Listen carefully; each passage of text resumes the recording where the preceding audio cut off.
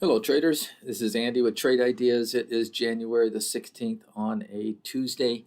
And taking a look, we are seeing a little bit of a gap down in the SPY today, still above our 10 and 20 period moving average. I think that's kind of an area. If you're going to continue to be bullish and thinking we're going to go take out these all-time highs there around the 480 level, you want to watch that level. But let's dive in. And by the way, guys, do not feel like you need to do anything right now. I'm very light in my positions.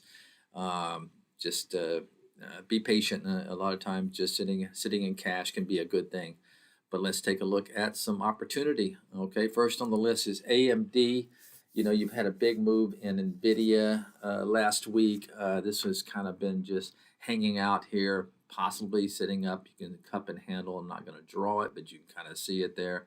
Look for a breach above that 150.50 level. You could put a price alert in there.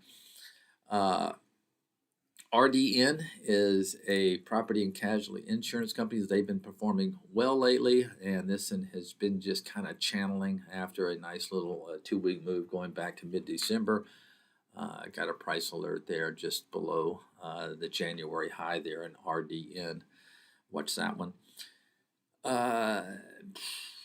Let's see. CL Colgate is a defensive play. So if the market does start selling off, you might want to keep an eye on this one. I like the way it is hanging out. It's actually pretty strong here on the daily chart and looking for a break. Let's call it above the 81.30 level in there. So keep an eye on that Colgate Palmolive. And SML or PL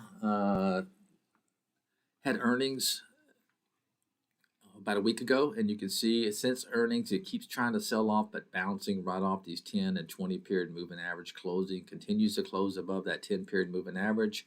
Look for a break above 42 in that one. And that's going to be it for today. Keep it tight. Have a great one. I'll talk to you tomorrow. Bye bye.